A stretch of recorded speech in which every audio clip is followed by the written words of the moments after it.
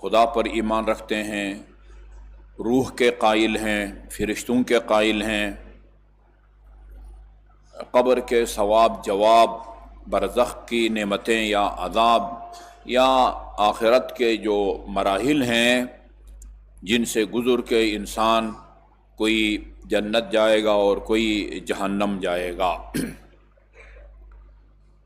ہمارا یا کسی بھی مسلمان کا یہ عقیدہ نہیں ہے کہ انسان یہ چند کلو گوشت یا یہ چند ہزار شریانے یا چند لیٹر خون کو انسان کی حقیقت سمجھتا ہو۔ انسان کی حقیقت یہ اعضاء بدن نہیں ہے جس کا ہم مشاہدہ کرتے ہیں۔ یہ اعضاء بدن چاہے یہ ہاتھ پاؤں آنکھ کی صورت میں ہوں یا انسانی جسم کے اندر دل گردہ جگر وغیرہ کی صورت میں ہوں، یہ سب ہماری حقیقت نہیں ہے۔ ہماری حقیقت کے لیے یہ اوزار کی حیثیت رکھتے ہیں۔ ہماری حقیقت ہماری روح ہے۔ مرنے کے نتیجے میں ہم معدوم نہیں ہو جاتے۔ امام جواد امام محمد تقی علیہ السلام کا فرمان ہے، اللہم صلی علی محمد وآل محمد، خلقتم للبقاء لا للفناء، تمہیں فنا ہونے کے لیے پیدا نہیں کیا گیا ہے، تمہیں ہمیشہ رہنے کے لیے پیدا کیا گیا ہے۔ ویسا تو یہ جسم جو بظاہر قبر کے اندر مٹی میں خاک میں تبدیل ہو جاتی ہے، یہ بھی معدوم نہیں ہو جاتے۔ وہ مٹی ہو، بعض علماء کرام کو وہ تشیع کے مکتب اہل بیت کی تبلیغ کے جرم میں ان کو شہید کر کے ان کو زندہ جلا دیا گیا اور ان کی خاکستر اور راہ کو دریا برد کر دیا گیا ہے۔ وہ ان کے جسم کے پاک اور پاکیزہ ذرات معدوم نہیں ہوئے، وہ دنیا کے کسی نہ کسی کونے میں موجود ہیں اور ایک اللہ کے ارادے کے نتیجے میں یکجا ہوں گے اور پہلے کی طرح وہ ایک انسانی شکل میں تبدیل ہو جائیں گے۔ یہ ایک طولانی سفر درپیش ہے مسلمانوں کو۔ اس طولانی سفر کا آغاز ہوتا ہے جان کنی سے۔ میں کئی دفعہ شیخ عباس قمی کی کتاب المنازل الآخرت کا تعارف کرا چکا ہوں۔ المنازل الآخرہ یعنی جو سفر آخرت ہے اس کی منزلیں، اس کے مراحل، کن کن مراحل سے منزلوں سے گزر کے انسان روز قیامت اپنی آخری منزل مقصود کو پہنچے گا۔ المنازل الآخرہ، یہاں سے وہ شروع کرتے ہیں۔ وہ پہلا قدم یا پہلا مرحلہ جہاں سے ہم اس عالم آخرت کے سفر کا آغاز کرتے ہیں وہ شروع ہوتا ہے جان کنی سے، جب عزرائیل ملک الموت قبض روح کو خدا کہیں اپنی طرف منسوب کرتا ہے، تمہاری روحیں میں قبض کرتا ہوں۔ سورہ زمر میں فرمایا اللہ یتوفی الانفس حین موتها، جس کو بھی موت آتی ہے اس کی روح کو اللہ قبض کرتا ہے۔ کہیں ملائکہ کی طرف اللہ تعالیٰ منسوب فرماتا ہے، بہت سارے فرشتے یہ کام کرتے ہیں۔ کہیں ملک الموت اسرائیل کی طرف، سب ٹھیک ہے، اللہ کی طرف نسبت دینا، ایک اسرائیل کی طرف نسبت دینا، سب فرشتوں کی طرف نسبت دینا، یہ ساری نسبتیں صحیح ہے۔ یہاں سے جو ہے نا وہ شروع ہوتا ہے۔ اور ہماری روایات کے اندر بتایا گیا ہے کہ یہ جہاں سے یہ سفر آخرت شروع ہوتا ہے اور مختلف منزلوں سے گزر کے انسان آخری منزل مقصود تک پہنچتا ہے، کہاں کہاں انسان کو مشکلات پیش آ سکتی ہیں اور ان مشکلات سے بچنے کا کیا طریقہ ہے، یہ ہم کو یہ بتایا گیا ہے۔ یہ میں آج رسول اکرم صلی اللہ علیہ وسلم کا ایک فرمان آپ کی خدمت میں لے کے آیا ہوں۔ اس میں ہے کہ میں جلدی پڑھتا ہوں، مجھے یاد پڑتا ہے چند سال پہلے میں یہ آپ کو سنا چکا ہوں، ہو سکتا ہے کسی کے لیے روایت نہیں ہو، اگر کسی نے پہلے سن رکھی ہو تو اس کے لیے یاداوری یا یاد دہانی ہو جائے گی، کیونکہ اللہ تعالیٰ کا حکم بھی ہے ذکر فإن الذکر تنفع المؤمنین وقتاً فوقتاً لوگوں کو یاد دلاتے رہیں ہمارے اقوال اور ہماری روایات. جاء رجل الی النبی، ایک شخص ان حضرت صلی اللہ علیہ وسلم کی خدمت میں آیا اور کہا اتأذن لی ان اتمنى الموت، یا رسول اللہ آپ اجازت دیتے ہیں کہ میں موت کی تمنا کروں. میں کوئی وہ اس کی تفصیل میں نہیں جاتا، تشریح نہیں کرتا، صرف وہ روایت کا جو ہے نا تحت اللفظی ترجمہ آپ کو سناتا جاتا ہوں. یا رسول اللہ آپ اجازت دیتے ہیں کہ میں موت کی تمنا کروں؟ فرمایا الموت شیء لا بد منہ، تم تمنا کرو یا نہ کرو یہ ایک ناگزیر حقیقت ہے. کل نفس ذائقۃ الموت، ہر شخص نے موت کا ذائقہ چکھنا ہے. موت کا ذائقہ ہر کوئی چکھے گا، ہر کسی نے اس دنیا سے. کل من علیہا فان ویبقى وجہ ربک ذو الجلال والاکرام. موت ایک ناگزیر چیز ہے. وسفر طویل، اور موت کے نتیجے میں ایک طولانی سفر کا آغاز ہوتا ہے. وسفر طویل. پھر فرمایا ينبغي لمن ارادہ ان يرفع 10 ہدایا، جو آدمی یہ اس عالم آخرت کے سفر پر جانا چاہتا ہے، جس کی پہلی منزل موت ہے، یہ کئی منزلیں آئیں گی اور وہ کئی منزلوں میں بہت ساری چیزوں سے آپ کو واسطہ پڑے گا، اور اس منزل سے آسانی سے گزرنے کے لیے اس منزل کے لیے آپ کو کوئی نہ کوئی ہدیہ تیار اور آمادہ رکھنا ہوگا. یہاں سے لاہور جاتے ہیں، خصوصاً آپ کے وہ جی ٹی روڈ سے، تو وہاں کئی جو ہے نا وہ ٹول پلازے ہیں. میرے خیال میں 30 روپے جو ہے نا وہ دے کے جانا پڑتا ہے. یہ راستے میں کئی منزلوں سے گزر کے تم پہنچو گے، اور ہر منزل کا جو ذمہ دار ہے، ذمہ دار آفیسر کہیں یا ڈیوٹی پر موجود، اس کے لیے آپ کو کوئی نہ کوئی ہدیہ جو ہے نا وہ تیار کرنا ہوگا، وہ وہاں سے، ورنہ وہاں سے گزرنے میں دشواری ہوگی. اچھا جی، سب سے پہلے فقال وما ہی یا رسول اللہ، وہ 10 ہدایہ کیا ہیں، کہاں کہاں کیا کچھ دینا پڑتا ہے؟ فقال ہدیۃ اسرائیل، سب سے پہلے اسرائیل نے ہماری روح کو قبض کرنا ہے نا، اس کو کچھ نہ کچھ دینا ہے. اس کا نام جو بھی آپ رکھیں، نظر نیاز رکھیں، ہدیہ رکھیں، تحفہ رکھیں، جی وہ تبرک جو بھی نام رکھتے ہیں، اس کو کچھ دینا ہوتا ہے تاکہ جان کنی کا مرحلہ آسان ہو جائے. یہ کوئی معمولی مرحلہ نہیں ہوتا. اسی شیخ عباس قمنی رحمۃ اللہ علیہ نے لکھا ہے من اراد ان تخفف علیہ سکرات الموت، جان کنی جو بہت سخت اور کٹھن وہ مرحلہ اور منزل ہے، اگر وہ چاہتا ہے کہ یہ سکرات الموت جان کنی کا مرحلہ آسان ہو، فلیکن لوالدیہ بارا، اس کو چاہیے کہ اپنے والدین کے ساتھ نیکی کرے، وہ چاہے زندہ ہوں یا اس دنیا سے رخصت ہو چکے ہوں. ولقرابتہ وصولا، اور جو اپنے قریبی رشتہ دار ہیں ان کے ساتھ اچھا حسن سلوک رکھے، اس کے نتیجے میں جان کنی کا مرحلہ آسان ہو جاتا ہے. جی وہ ایک ہدیہ تم اسرائیل کے لیے تیار کرو، اس کے بعد وہ ہدیۃ القبر، پھر قبر جانا ہوگا. فشار قبر یہ ایک ناقابل انکار حقیقت ہے. فشار قبر کہتے ہیں، عربی میں ضغطۃ القبر کہتے ہیں، ضاد غین توئن آخر میں گول تے. ضغطۃ القبر، قبر دباتی ہے یا دبوچتی ہے، وہ قبر کو بھی جو ہے نا وہ کچھ نہ کچھ دینا ہوگا تاکہ تم عذاب قبر سے بچو.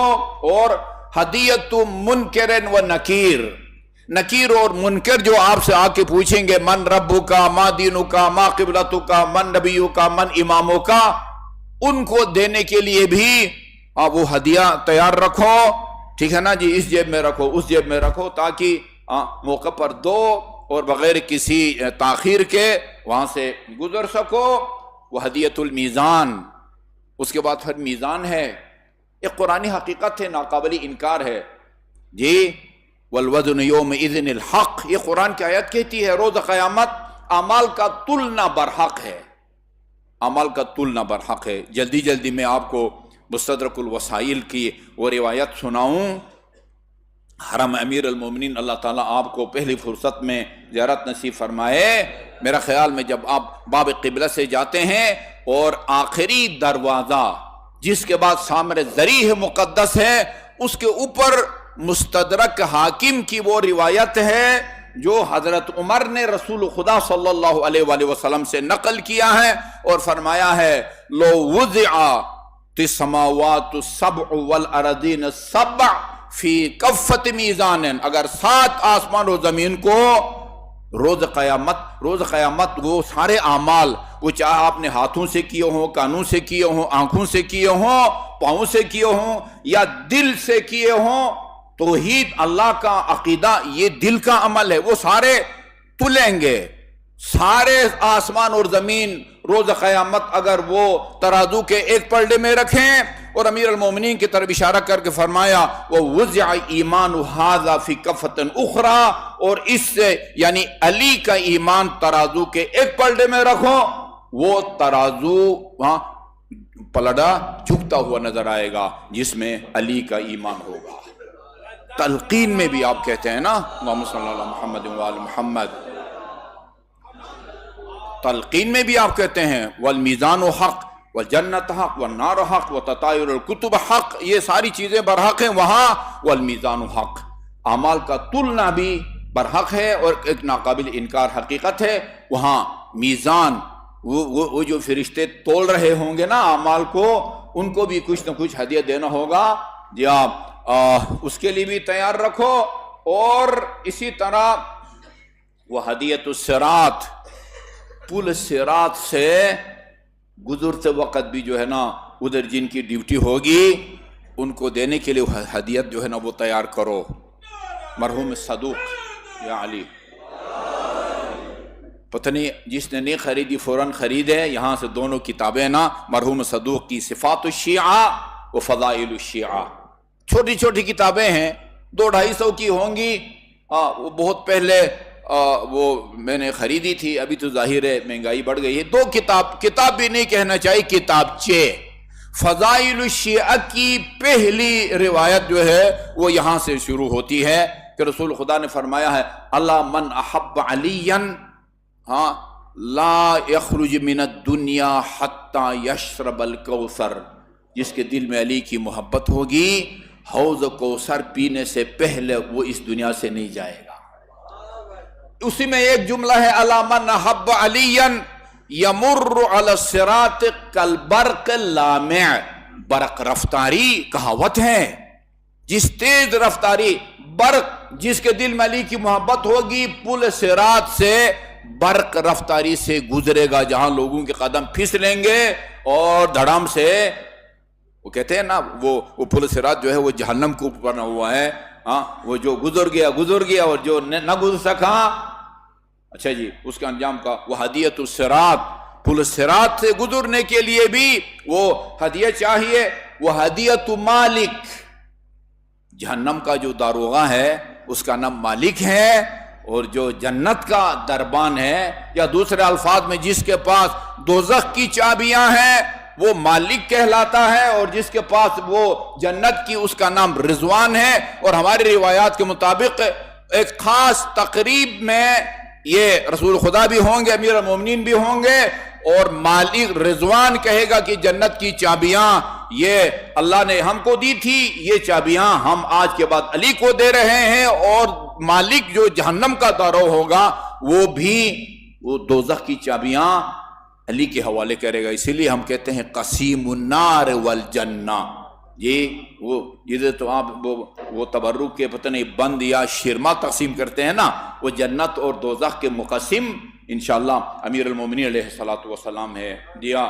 وہ یہ مالک کو بھی کچھ دینا پڑتا ہے، رضوان جو جنت کا دربان ہے اس کو بھی دینا پڑتا ہے، وہ ہدیۃ النبی، اور روز قیامت رسول خدا کی خدمت میں بھی کچھ پیش کرنا ہوتا ہے، وہ ہدیۃ جبرائیل، وہ جبرائیل کے لیے بھی جو ہے نا وہ ہدیہ تیار رکھو۔ اور سب سے آخر میں سب سے پہلے نام ہونا چاہیے تھا لیکن یہاں ہے اللہ کی بارگاہ میں بھی کچھ پیش کرنا ہوتا ہے، یہ 10 چیزیں۔ اور عجیب بات یہ ہے کہ یہ 10 مراحل ہیں، ہر مرحلے کے لیے جو ہے نا وہ 4 ہدیے تیار کرنے کا حکم دیا گیا ہے. 4 ٹوٹل ہدیے کتنے ہوں گے؟ 4 10 ہے 40. پیکیج کہتے ہیں نا اس کو. یہ پیکیج ہے، یعنی موت سے لے کر اور اس آخری منزل تک پہنچنے کے لیے یہ مختلف مراحل اور منزلوں میں یہ ہدایا. ابھی دیکھتے ہیں ہم کہاں تک پہنچتے ہیں. اما ہدیت اسرائیل، اسرائیل کو جو ہدیہ دے کے آپ نے اپنی جانکنی کے مرحلے کو آسان بنانا ہے، وہ 4 چیزیں ہیں. 4 چیزیں ہیں. نمبر 1 اما ہدیت اسرائیل، اسرائیل کو جو ہدیہ دینا ہے یا نظر و نیاز دینا ہے، وہ 4 چیزیں ہیں. رضاء الخصماء، بڑا حساس مسئلہ ہے. اگر کسی سے آپ کی ادھر اس دنیا میں رنجش ہے نا، قدرت ہے، دشمنی ہے، اس کو راضی کرنا ہے. یہ وہ پہلا ہدیہ ہے جو آپ نے وہ اسرائیل یا ملک الموت کو دینا ہے. خصما دوسرے الفاظ میں کہیں حق الناس بھی کہہ سکتے ہیں. جن سے آپ کی کوئی رنجش ہے، قدرت ہے، دشمنی ہے، ان کو آپ نے راضی کرنا ہے. اس سے ناراضگی کی حالت میں آپ نے اس دنیا سے نہیں جانا. نمبر 2 قضاء الفوائد، جو واجبات رہ گئی ہیں ان کو قضا بجا لاؤ، ان کو قضا بجا لاؤ. ہم ایصال ثواب کی مجالس میں کہتے ہیں یہ ایصال ثواب کی مجلس ہے، قرآن خوانی ہے. مجلس کے بعد جو ہے نا وہ حسب توفیق وہ نیاز کے نام سے حاضرین مجلس کو کچھ نہ کچھ کھلاتے ہیں. اس کی افادیت کا کوئی انکار نہیں کر سکتا، لیکن اگر یہ کام نہ بھی کریں، مجلس نہ کریں، تیسرے کی 7ویں دن 40ویں یا برسی، وہ اللہ مرحوم سے نہیں پوچھے گا کہ تمہارے لواحقین نے تمہاری ایصال ثواب کے لیے قرآن خوانی یا مجلس ادا کیوں نہیں کرائی. کیا پوچھیں گے؟ حقوق اللہ اور حقوق الناس کے بارے میں پوچھیں گے. فلان کی تم نے غیبت کی تھی، اس کو کیوں راضی نہیں کیا؟ فلان کا ہزاروں میں یا لاکھوں میں تم نے قرض دینا تھا، وہ واپس کیوں نہیں کیا؟ تو نماز پڑھ سکتا تھا، روزہ رکھ سکتا تھا، حج پر واجب تھا، کیوں نہ کیا؟ جی یہ تو روز روشن کی طرح ہے کہ ان کے بارے میں پوچھا جائے گا. حقوق اللہ کے بارے میں پوچھا جائے گا اور حقوق الناس کے بارے میں بھی پوچھا جائے گا. اس کے نتیجے میں ملک کے اندر سے بھی اور ملک کے باہر سے بھی مومنین رابطہ کر رہے ہیں. کوئی کہتا ہم نے والدین کی 50 سال کی نمازیں پڑھا رہے ہیں، کوئی کہتا ہم نے 30 سال کی نمازیں پڑھا رہے ہیں. بہت سارے ٹیلی فون کالوں سے پتہ چلتا ہے کہ مرحوم یا مرحومہ نے ساری زندگی نہ کوئی روزہ رکھا ہے اور نہ کوئی نماز پڑھی ہے. ابھی ایک مومن نے وہ فون کیا ہے کہ اس طرح ہمارے کچھ مرحومین ہیں، ان کی نمازوں اور روزے ہیں، تقریباً کوئی 50-55 لاکھ روپیہ بنتا ہے، آپ اپنا اکاؤنٹ نمبر دے دیں.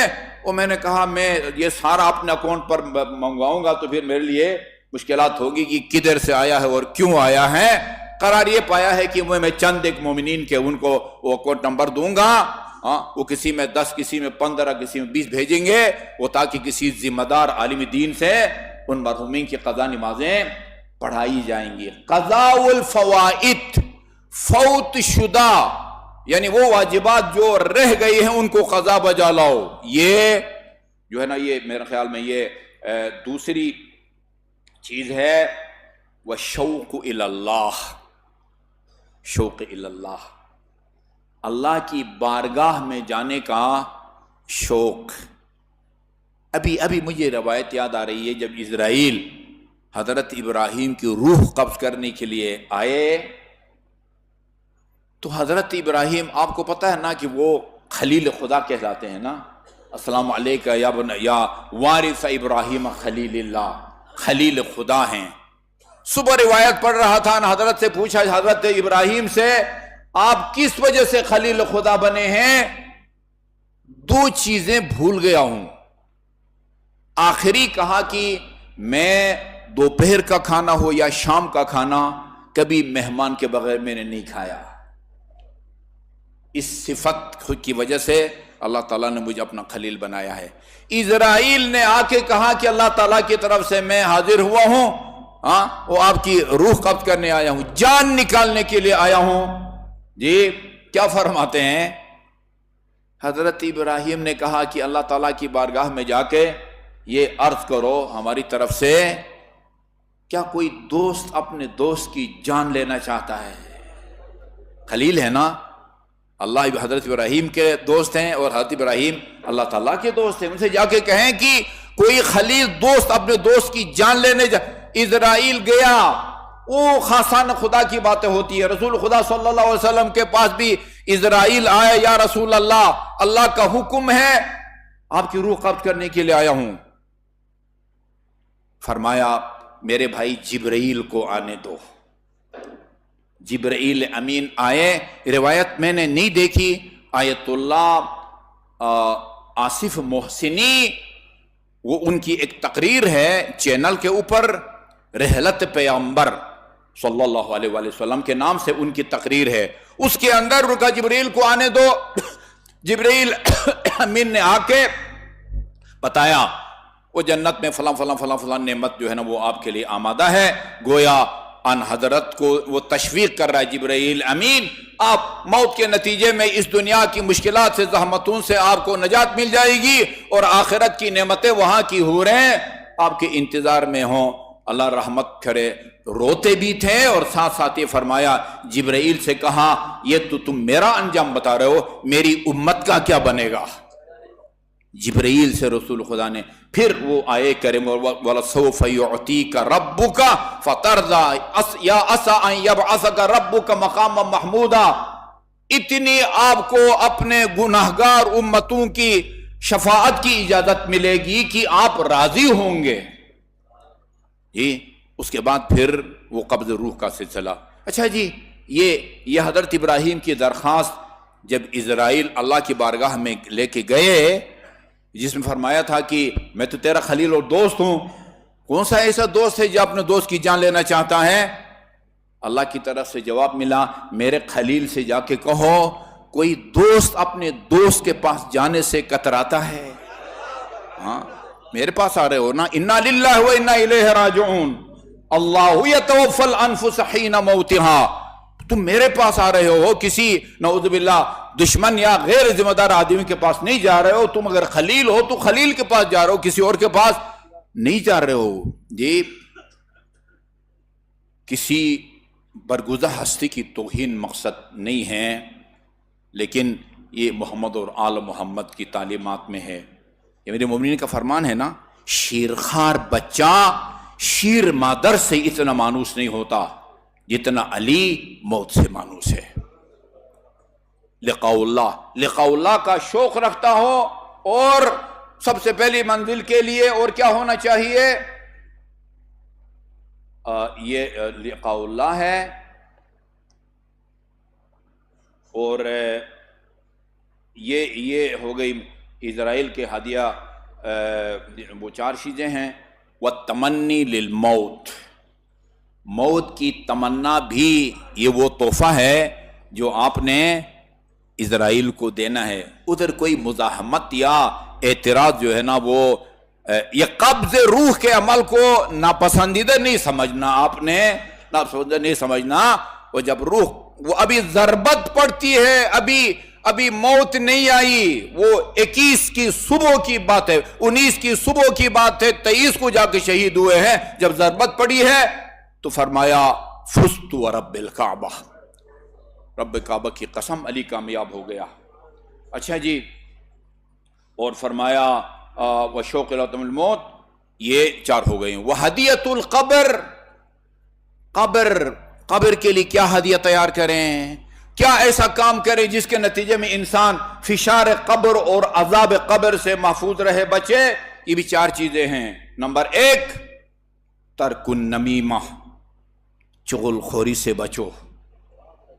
چغل خوری کے نتیجے میں انسان عذاب قبر میں مبتلا ہو جاتا ہے، بد اخلاقی کے نتیجے میں بھی عذاب قبر مبتلا ہو جاتا ہے۔ صرف یہی نہیں ہے، یہ نمونے کے طور بیان کیا ہے، ورنہ آپ کو پتا ہے وہ سعد بن معاذ جس کا جنازہ رسول خدا نے پڑھا، اس کے جنازے میں فرشتوں نے شرکت کی ہے، اس کو قبر میں اتارا ہے، اور اتارنے کے بعد جب اس کی ماں کے پاس گئے تعزیت کے لیے، تسلیت کے لیے، افسوس کے لیے، بے ساختہ اس کی ماں کے منہ سے یہ جملہ نکلا، ابشر بالجنت یا سعد، سعد بیٹے تمہیں جنت مبارک ہو۔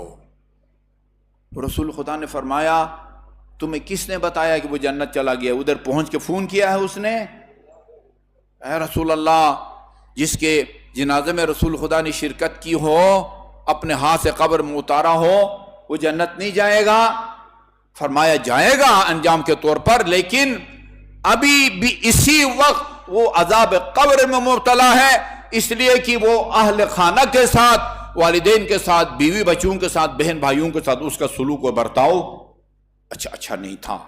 نمیمہ، چغل خوری کے نتیجے میں بھی انسان عذاب قبر میں مبتلا ہو جاتا ہے، بد اخلاقی کے نتیجے میں عذاب قبر کو مبتلا ہوتا ہے، اور واستبراؤہ من البول،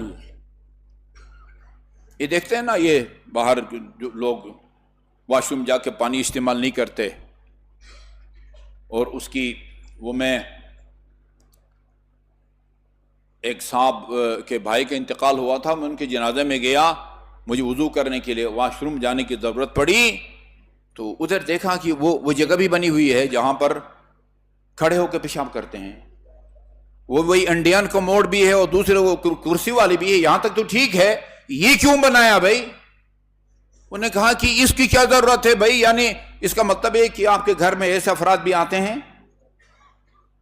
جو معذرت کے ساتھ، میرے پاس دوسرے متبادل الفاظ نہیں ہیں جسے میں آپ کو سمجھا سکوں، کھڑے ہو کے پیشاب کرنے کی جگہ بنی ہوئی ہے، بھئی اس جگہ کا تم سے کیا واسطہ ہے بھئی، تم سے کیا واسطہ ہے؟ وہ بنائیں جو اس طرح وہ کرتے ہیں نا، ان کو پانی کی ضرورت ہے، وہ ایک ٹیشو پیپر بھی استعمال نہیں کرتے۔ یہ اچھا جی،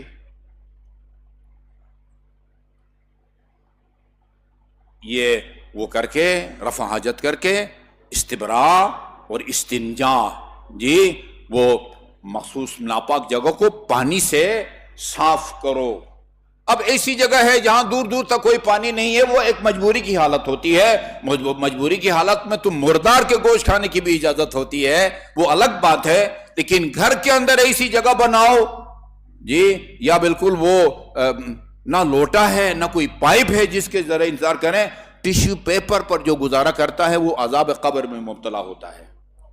اچھا جی، اور والغیبہ، یہ تو آپ کے کان پکا دیے ہیں میں نے نا، غیبت کے بارے میں بول کے جی، آپ یہ قبر، اس کا مطلب ہے کہ غیبت کرنے والا بھی عذاب قبر میں مبتلا ہوتا ہے، چغل خور بھی عذاب قبر میں مبتلا ہوتا ہے، اور رفع حاجت کے بعد استبراء اور استنجا نہ کرنے والا بھی عذاب قبر میں مبتلا ہوتا ہے، اور